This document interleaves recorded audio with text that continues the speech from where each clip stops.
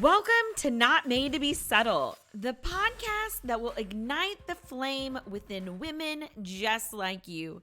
The place where we're going to reject the ordinary, embrace audacity, and step into our unapologetic boldness.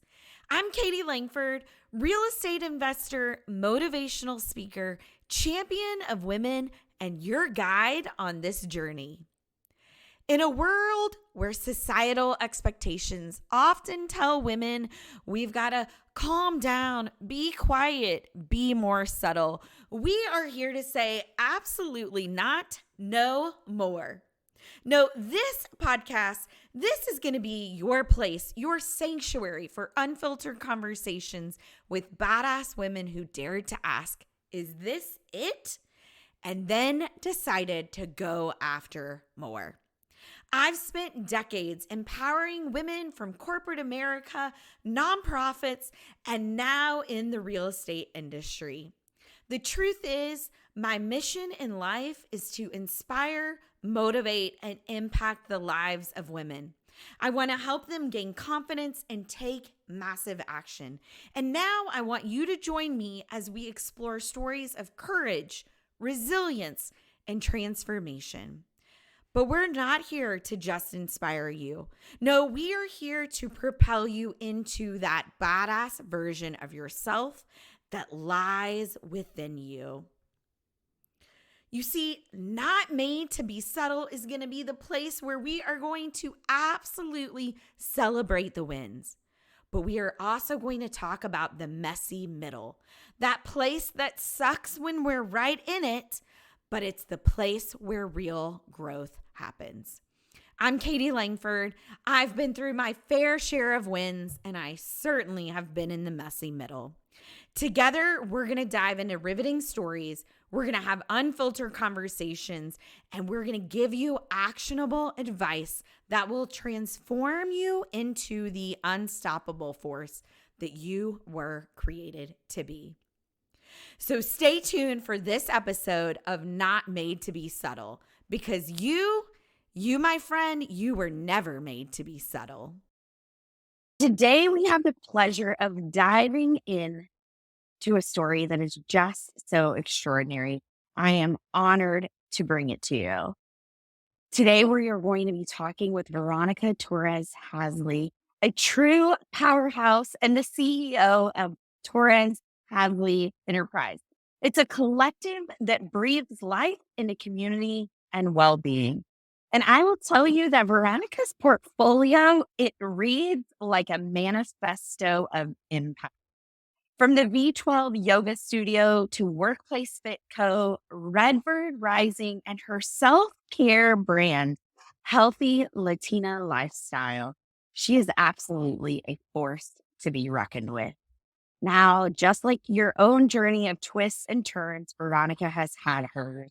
While her consultant practice today draws from her 25 years of experience, including 17 years with her tenure at Visit Dallas, she made a huge pivot recently, and that is why I want you to hear Veronica's story, because she is the absolute definition of not made to be subtle. She is raising the bar for herself and for other women.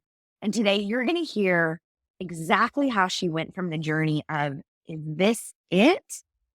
To say, no, it's not. There's so much more. We're going to dig deep into her journey of how she became the visionary founder of Hey Chica by the Healthy Latina Lifestyle. It is a Latina leadership collective. It's a movement that brings together chicas, community leaders, advocates, and influencers to create their dream goals with passion and gusto.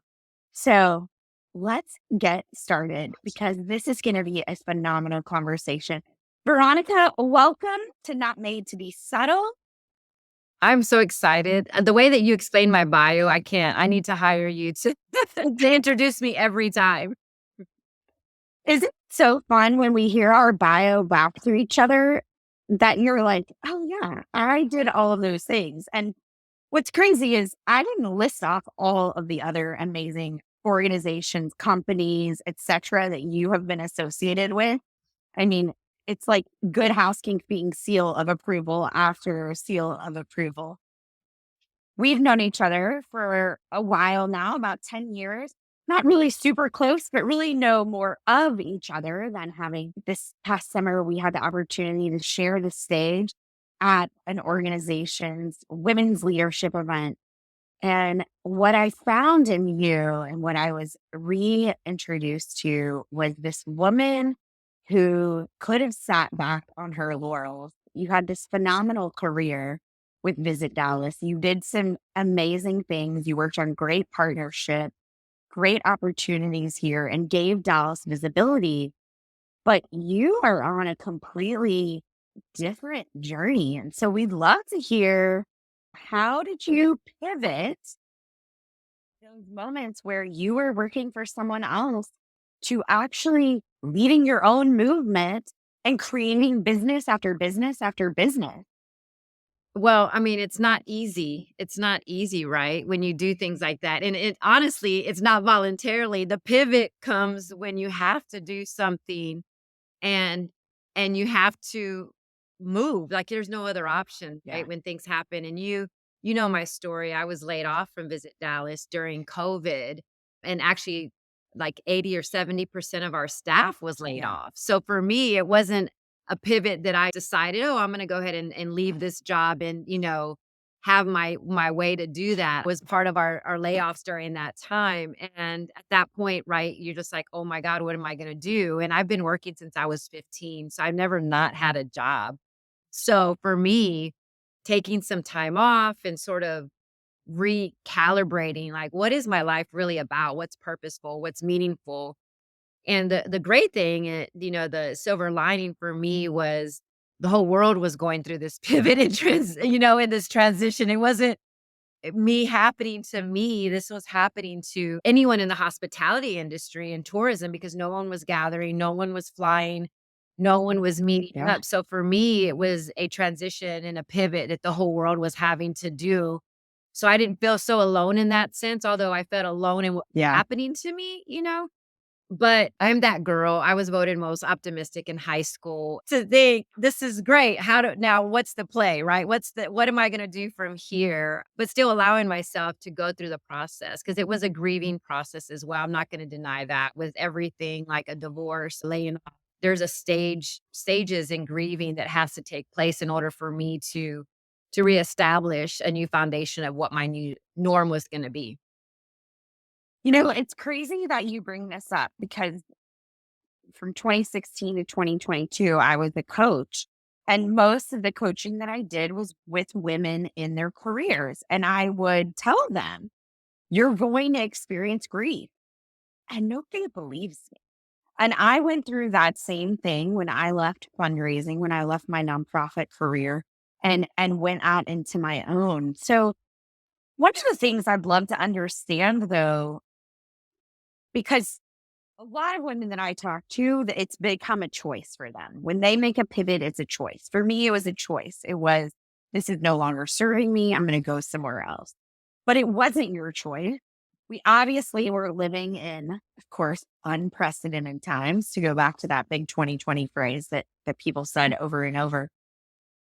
I want to know though, Veronica, because in a lot of ways, people knew you as Visit Dallas and people knew Visit Dallas as you. I mean, like you were out and about in the face and, not taking away from anybody else's role, but I want to understand specifically that pivot. What did you have to do from a mindset standpoint when you said that actually is no longer part of my identity before you went out and really created this new identity for yourself? Yeah, and thank you for saying that because there was a point when I'm like, "Oh my God, am I Visit Dallas? Is Visit Dallas me?" Right? I didn't realize that because when I was working in the organization, my whole being, my whole intention was to sell Yeah. Dallas, right? To be Dallas, Right. everything, to be a resource, not knowing that I was actually the resource connecting that in that same way, because you drink the Kool-Aid, right? And you're reading the mission on the wall. You're walking by and you're pounded on, this is our core values. This is our vision. This is our intention.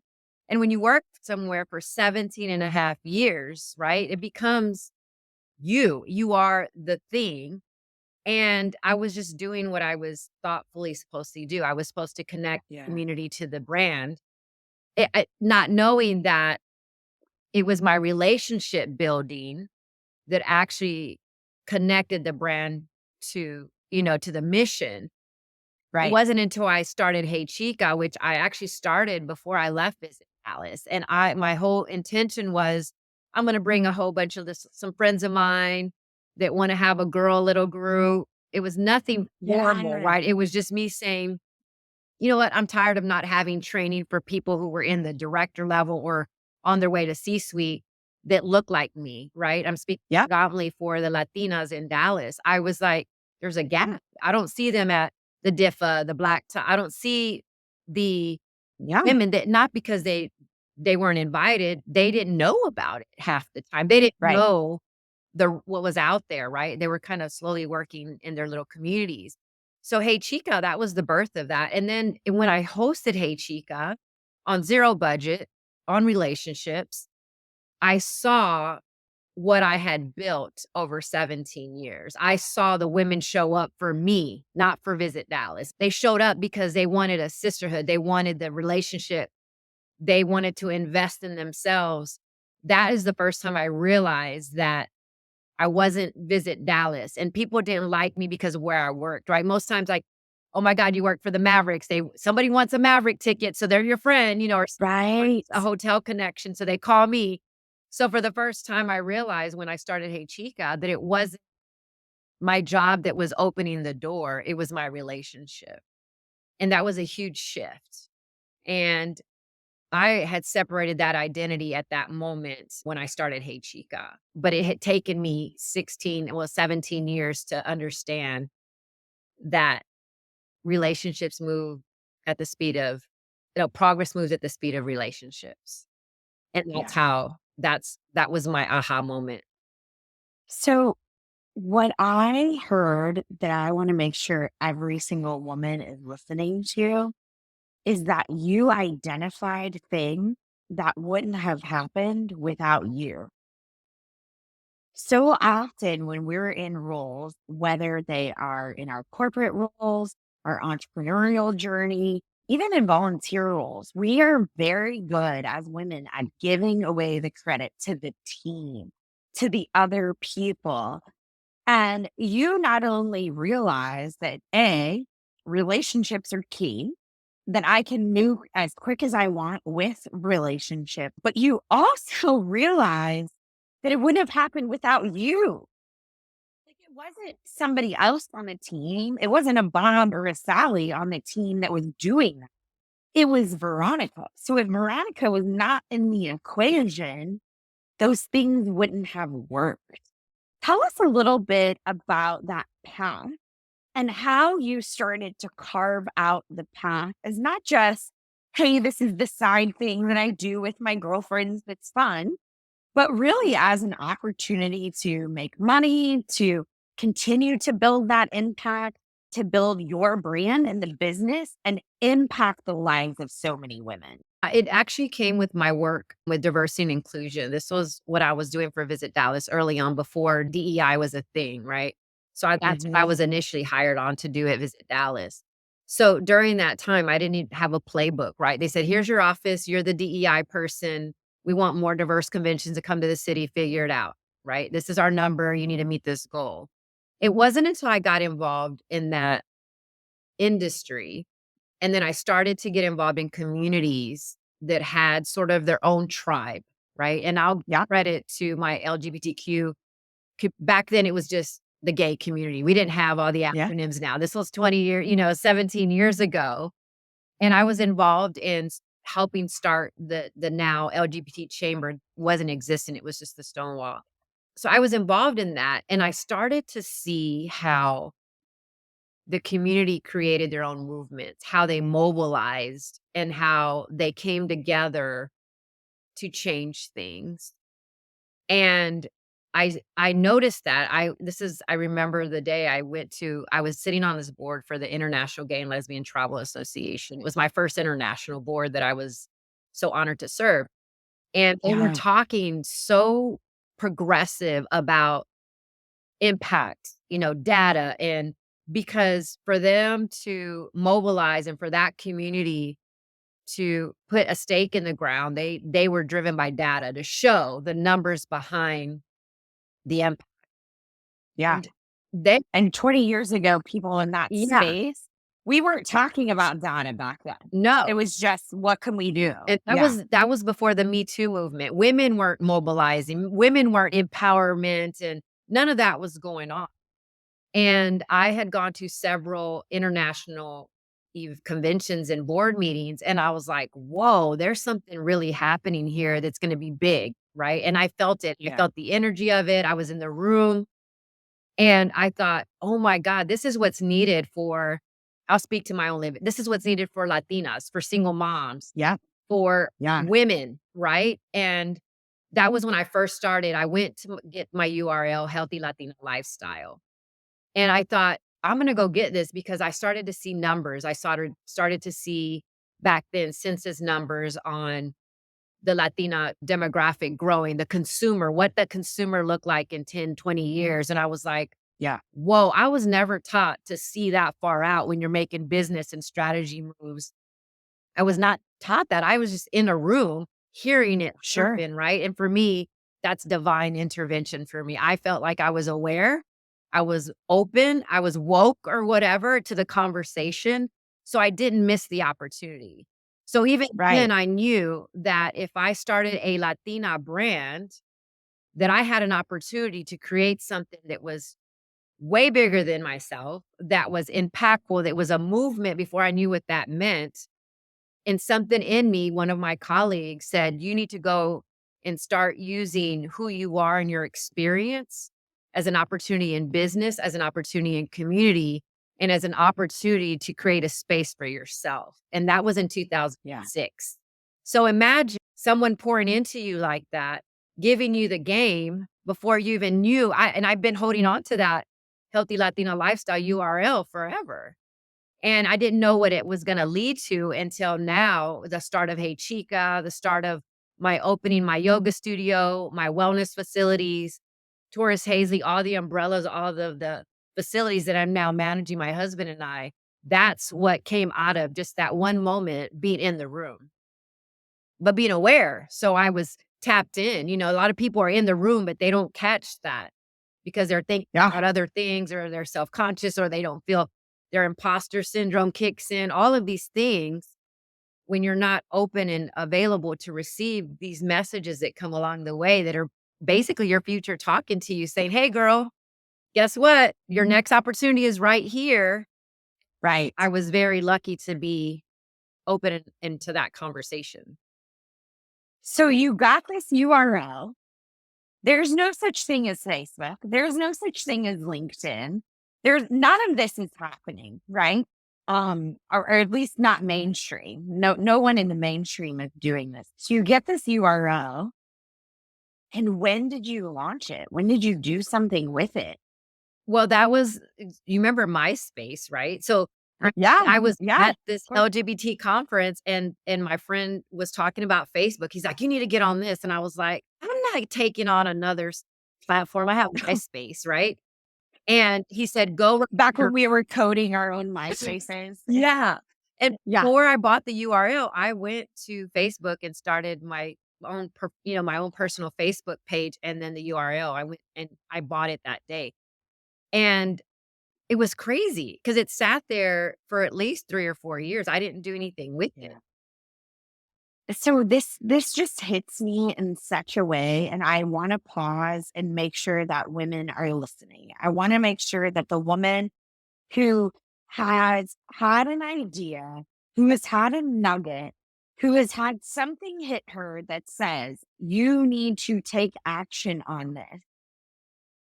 I think we live in a society where instant gratification is faster than it's ever been, right? Even back in '06, like things weren't as fast as they are now. It still took time to find things. But I know so many women sit on things and they're like, I should do that, but I don't really know what it's going to be. But you took action. You took the step, even when you didn't see the whole staircase. And not only that, it wasn't like you saw the next step the next day or the next month or even the next year. You had to wait on that for a few years. I just want to know, like, what were you telling yourself during that? Because now you can look back and connect the dots, but you couldn't look forward to connect the dots. So what were you saying to yourself? And what made you say, it's okay that I don't know what this is going to be, but I'm still going to move on it? Yes, I love that because the magic happens in the space. So this is where I want to give my tip for women that are listening is that almost 90% of what I've done and what I've built for myself didn't happen when I made that move or made that decision to do it. And I think that's where we get caught up. We expect, oh my God, I have this URL. What is it doing for me? And we're almost forcefully putting this pressure onto this gift, for lack of a better word, or for this idea. I'm not saying it doesn't. I've had an idea that I slept on, woke up, made a call, and it moved, right? Yeah. But when things are like at that level of wow, which I still feel like I haven't even scratched the surface in doing what I want to do in my life, it takes time, just like everything else. And I think that sometimes we get in our own way because we don't expect that time to happen. We almost like, God, I'm praying for this. You got to give this to me because I said it needs to happen kind of thing. And that's just our womanhood, right? Our natural thing is like, we want to see it move because we're moving in our hearts. It's moving in our mind. It's moving. And then we get on social media and everyone else is doing it. We see someone close to doing what we're doing. We're freaking out like they're going to take our idea. And we start to operate from a place of scarcity and fear. Yeah. And then all it does is pile up. And all it does is give us more anxiety, more stress about it, instead of having that trust that whatever's yours is yours. And even I was okay if it just sat there in my GoDaddy account and nothing happened with it. I just put it there because now I know when I have something come to me, I react on. I let it boil down. Some things I bought plenty of URLs that are still sitting in my inbox.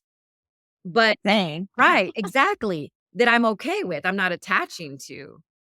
But I promise you that a lot of women have a lot of things that they may have written down on a piece of paper or maybe made a recorded note in their phone, and it's going to show up somewhere at some place, and it's intentional. And when it comes from the most purest form without expectation, that's almost when it actually kind of blooms into something beyond your expectation.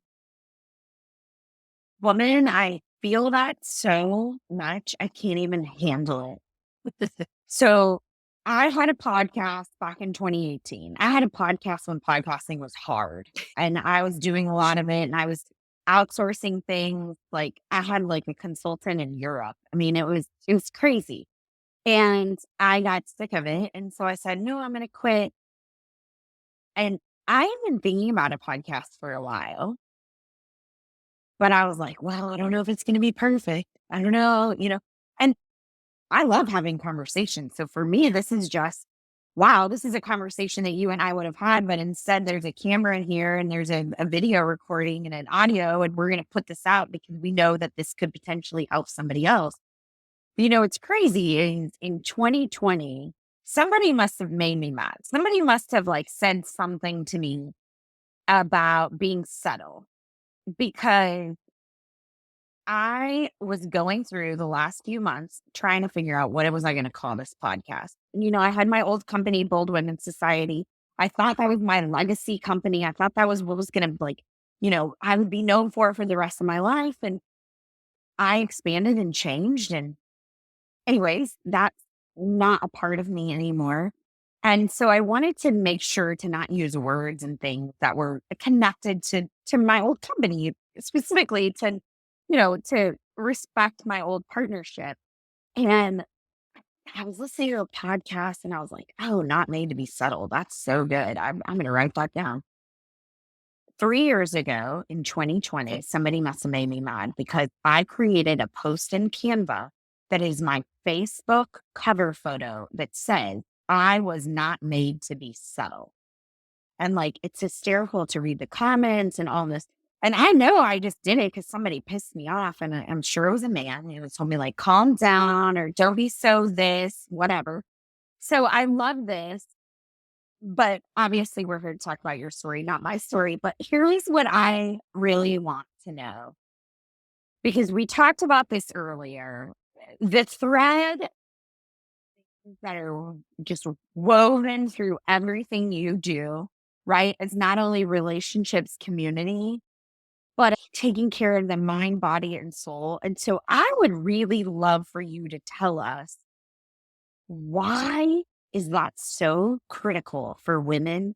And why specifically for us women who aren't taking action, should we really pause and say, we need to rethink this and get into some of that?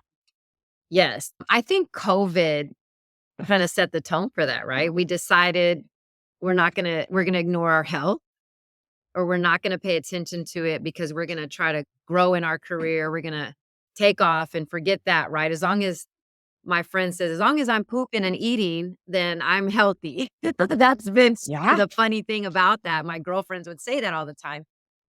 And it wasn't until, actually, I think I shared this openly. When I was 30, I had a stroke. And it was when I was working at Visit Dallas. I was traveling, I was drinking. There was no Uber. I was drinking Red Bulls. I was showing up to work, after going out with my girl. I was burning at both ends. And I come from a family of addicts. So I didn't want to get onto an anxiety pill or a depression pill or whatever. My doctor was like, you need to slow down. Maybe you're having issues and past trauma, whatever.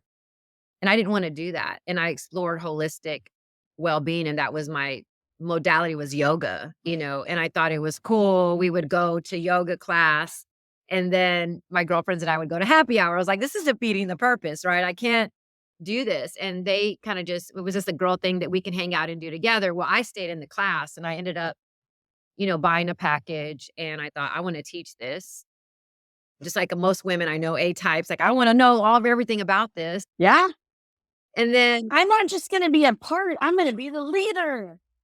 And How then many things have I joined and said, I'm going to be the leader in like a year? yeah, well, and it wasn't happen overnight. And then I finally said, "Oh my God, nobody looks like me in this place. I need to open. I need to have. Oh my God, I think I want to start my own studio where I can play my music from '90s to hip hop to, if I want to play Selena, like I want to be able Yeah. to offer that in a unique way where it's inviting and it was inclusive of all people who didn't have their stigma, their kind of impression of what yoga meant, right? And what yoga was, right? But it wasn't until then that I started to really understand that my health was part of, my wealth. And then in 2016, I lost a child. And when that happened to me, I actually had twins, and my daughter survived. My son passed away the day after. I realized then that the only way that I was able to live through that was because of my yoga practice. There was a peace that I had in my heart, and I knew even the nurses were like, "We're waiting for you to well." Everyone was like, so my nurses were coming in, they're like, "How come you're not screaming?" Like, everyone is expecting me to kinda just, lose it, and just like anyone would. If Yeah. anyone lost a child, like, I wouldn't expect anyone to remain still. But something happened to me, and because I knew the connection to my mind and body through my breath allowed me to experience something so tragic that it was a lesson in my life, but also it was another validation that I had the power inside me to control, but also to overcome. And when it happened to me, I started Hey Chica immediately after. Everything started to align with my life purpose, but I also was able to walk in a room and hold space, to control the energy, to control my thoughts, and to no longer be influenced by everything outside of me. And the same thing about my laying off with Visit Dallas, right? It was sad, it was hard, But when you experience something like that and you have the keys to the kingdom, I should say, or to the power to know yourself in that way, there's no turning back. And I think once women harness that and they harness the power of being so aware of themselves, knowing the power of healing themselves and doing that, they can walk into a room, make a business deal, lose a business deal, and still be resilient and come back up and go after the next big win. And that comes from the Yeah. power of the mind, nothing else. You cannot I challenge anyone to say, if your mind and your spirit are not aligned, it's hard for you to overcome obstacles. It's hard for you to run $1 million business because you're gonna have so many things coming at you. You're gonna have so much to manage and so many obstacles that you've gotta be resilient on how you handle that, and that comes from self-awareness and self-care. So your mom, you have kiddos. Where do you find that time? How do you carve that out? How does that show up? You know, there's times where I don't wanna get up in the morning, but I hear them knocking for breakfast. I have to do hair and uniforms. Number 1, I attribute that to having an amazing partner. I think a lot of us don't have a partner. Like, my husband is very hands-on. We run our business together, so we have to be business partners, but I didn't realize the strength of that until I saw my single moms who are struggling to, to show up for themselves, to show up for everything. Yeah. But even if I didn't have him, I think the things I know now are having systems in place that are gonna set you up for success and having the discipline to enforce that. And that's doing the hard things, right? That's getting up an hour early for yourself. That's making sure that you're working out or spending a meditation or prayer moment or a moment of gratitude for yourself, even if it's 10 minutes. I think that as a mom, we tend to pour our entire selves out for everyone else. Yeah. For me, I was a teen mom. I had a kid at 15, so I have an adult child who's 31 and has her own kids. So I'm a grandmother on top of that. And I didn't raise her the same. I gave her everything. She went to school in Plano. She didn't have to wash dishes. She was very, I worked my butt off to give her what I didn't have. But Yeah. later I saw that those traits are showing up. Now she's like, what do I do? And so used to that. My kids now, my husband and I started over and we have a 7 and almost 9-year-old. And it was the systems. Like I say to all moms, put a system in place that gives you wine time if you're you want to have a glass of wine at 9 o'clock before you go to bed, or girl time, or just alone time to read a book. You have to have a system. That means they get up at a certain time, dinner's at a certain time when you can do it in between Girl Scouts and dance and all that thing. Yeah. But if you don't have a system in place, just like your job, just like your podcast, you have a system, right? If there's not Yeah. a system, then there's no survival. And that's Yeah. key. So many of us just put ourselves last, and I'm not a mom, so I don't know what that experience is like. I'm sad we don't have an opportunity to get into it. My mom had me when she was 17.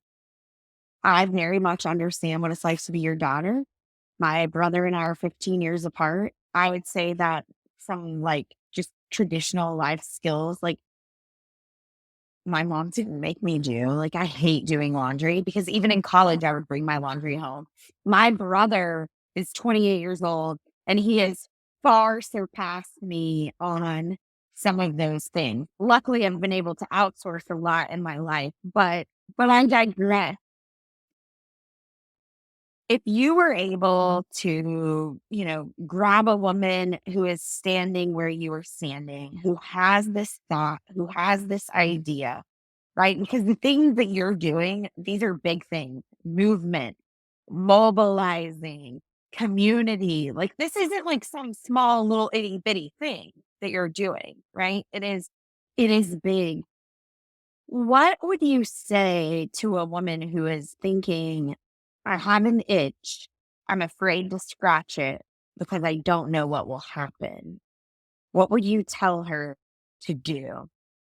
But there's 2 things I always start. Do you want a grievance or a miracle?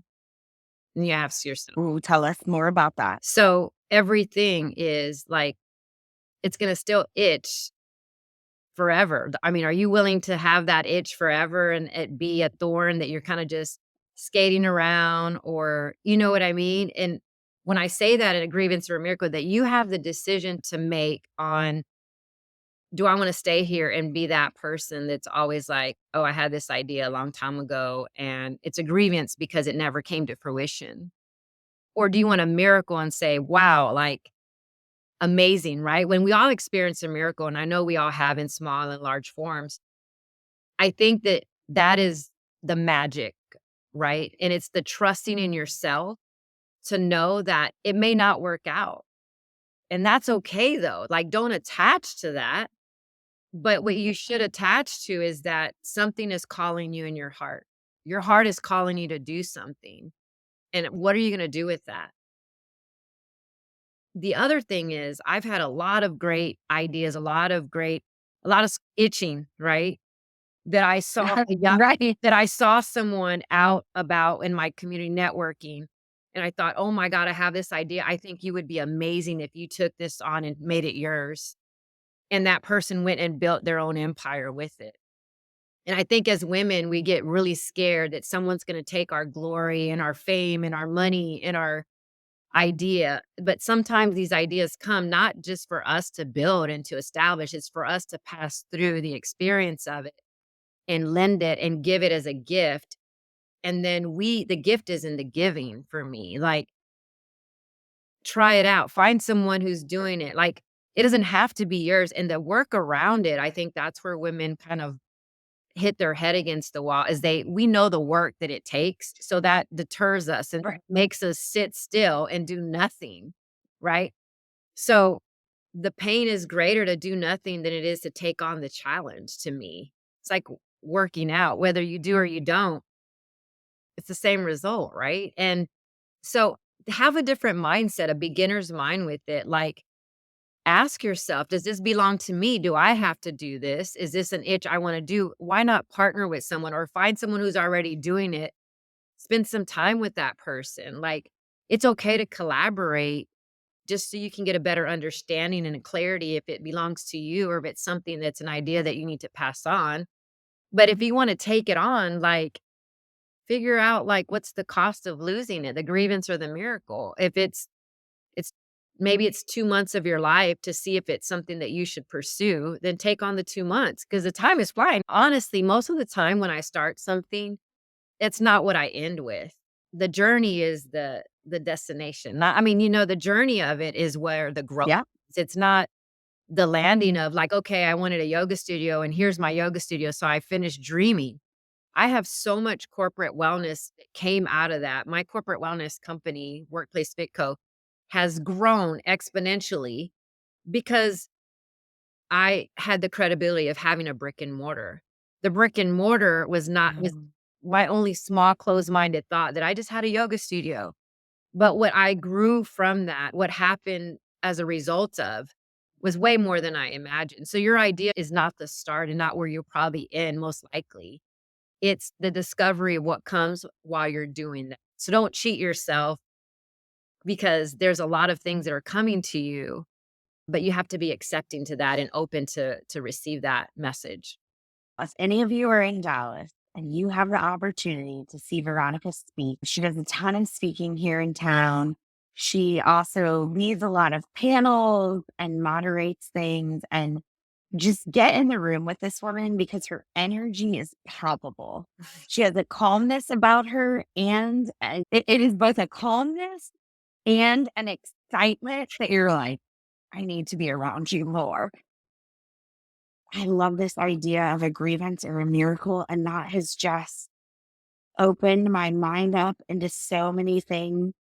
And it's crazy because when I think back to some of the decisions that I've made, there are choices that I made to have grievances and did not take action on things. And there are other things that I did it terrified that have become miracles, and not every single one of them worked out. I think that our community who's listening is going to be able to take this and ask themselves those same questions. So, two last questions before we go. One is, how can people get involved in the Hey Chica movement? Is it just for our Latina friends? Tell us all about it. Where can we go? Thank you for that opportunity to share. So, Hey Chica was started not just for Latinas, right? For me, if you go to Spain, they're going to call you a chica, whether you're black or white. If you're a woman, you're a chica in all sense of the word.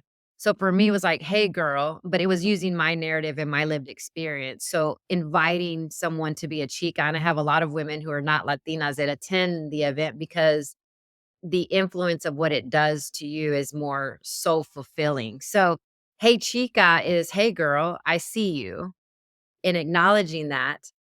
And it's using the no mean girl movement. And that's kind of our stake in the ground is saying, it's the no mean girl movement. It's a self-care movement. So don't be mean to yourself. The second, advocacy, don't be mean to your community. And the third pillar is leadership. Don't be mean to your future. So that is what no mean girl movement is. But also don't be mean to your sister, right? Because we're tired of that. I don't want to be around women who are hating on other women, Preach. gossiping. And you see a lot of that in the boardroom. So that's where that came from, was my experience in working, where when you're sitting on boards, you don't have to be the only one, right? There's an invitation for all, but that's the same ethos and the spirit of, hey, girl, I see you, come on in. But using the no mean girl movement to talk about self-care, advocacy, and leadership. So every community has those same intentions, right? Hopefully taking care of yourself. So I invite any woman to get involved because it's a change in thought, it's a change in programming. Just like you, it's an energy and a vibe when you walk into a room and you establish that it's a no mean girl, it changes, right? The mood changes and the intention. Everyone is open, they feel free, it's a safe place. So that is what the cultivated experience of Hey Chica is about. And, it's a nonprofit. So we'd love for women to get involved. It's very accessible, it's approachable. It's now given to young girls in junior high and high schools because there's an important part of that. It's important for us to build a pipeline to raise our young girls to know that we're not mean girls to ourselves, to our community, and to our future. And so if we can build that pipeline, and if you're an organization that wants to get along with that, then you're invited to come in, but it's all with the intention of being a sisterhood that actually is moving to one accord, that knows what the mission is, and that is very, very, very excited to see the end. So we do things like networkers, tacos and chill. We have a new Tacos and chill. yeah, we kind of add a little flavor to it, but we also started a conversation called Made Latino for our men, because Latino men are being left behind. They're not practicing self-care. They're not Yeah. practicing community from what I've seen in my experience. And so we're having conversations with young men on how they can invite women to the table, how they can invite women to the opportunity, because it's been very segregated, at least from my lens and what I've seen in Dallas. Sure. We decided to bring Made Latino, and the word made means kind of like the Italian mob, right? When you're a made man, Yeah. taken care of. So with Oh. same, kind of energy, I wanted to say, when you're a made man, that means you're pouring back into the women, you're pouring into your community, you're pouring into yourself, you're made whole, and you're protected by a tribe.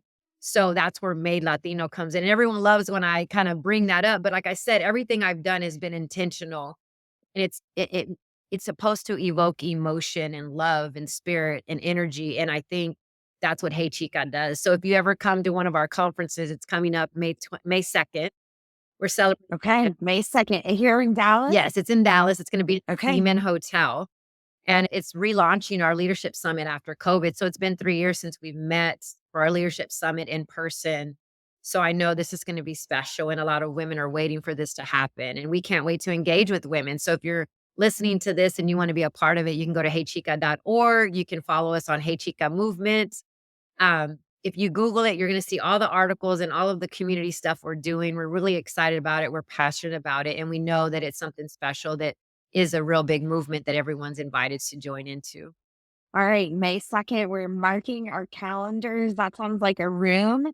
For those of you who are looking and saying, I need to get in a room with people who are doing big, bold things so I can push myself to do big, bold things, this is definitely one of those rooms.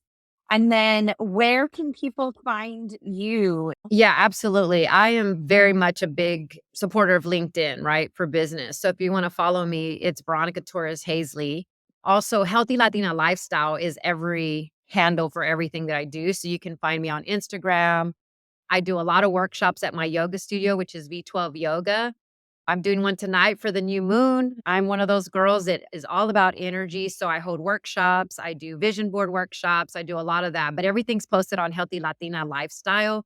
But I would love to connect with anyone who's listening and who wants to connect and do business or just support one another, collaborate through my LinkedIn. They can find me there. Veronica, I said in the beginning that you are a woman that truly has embraced this not made to be subtle idea. Now, when you had an opportunity to say, is this it? Is this done now that Visit Dallas is done? You said no. And what I want to continue to put into the world for women is that we all have big, bold things to do. And for some of us, our big and our bold is going to happen inside our families. And some of it's going to happen in our communities. And some of that work is going to impact the entire world. And I know that you are impacting the lives of women and men. And the ripple effect is something that we don't even know. I want to applaud you and thank you for doing that because you truly are changing lives. I believe that. And you could have stayed silent. You could have said no. You could have shied away from your big, bold thing, but instead you just went for it. So thank you. And thank you for being with us on Not Made to Be Subtle. Thank you. Thank you so much. Maybe you might speak at Hey Chica. We have our self-care summit in July. We have our advocacy summit in October. There's a lot of things we're doing. It's not just March. Well, we will see all of you on our next episode of Not Made to Be Subtle. Remember, there is only one you. So the one and only you is meant for greatness. Go out there, be bold, and do what it is that the world needs from you. We'll see you next time. Thank you for joining us on today's episode of Not Made to Be Subtle. Remember, we're not just a podcast. No, we are a movement for women just like you. And if today's episode resonated with you, please don't keep it to yourself. I promise that there is a woman in your sphere of influence who also needs to hear this message. Please help us spread the word that it is time to break free from those societal expectations that tell us to stay small. Also, I would love for you to hit that like button, hit subscribe, and please give us your feedback by leaving a comment. Your feedback is the fuel that helps us in our mission to bring you content that you love, that you want, and that you crave. Here's the thing. We want to hear your thoughts. We want to know your story, and we want to understand your journey toward unapologetic boldness. Remember, you are never alone on your path. We are here for you. As you go about your day, carry this unapologetic boldness within you. And until next time, I want you to stay fierce, stay badass, and always remember that you, my dear, were not made to be subtle.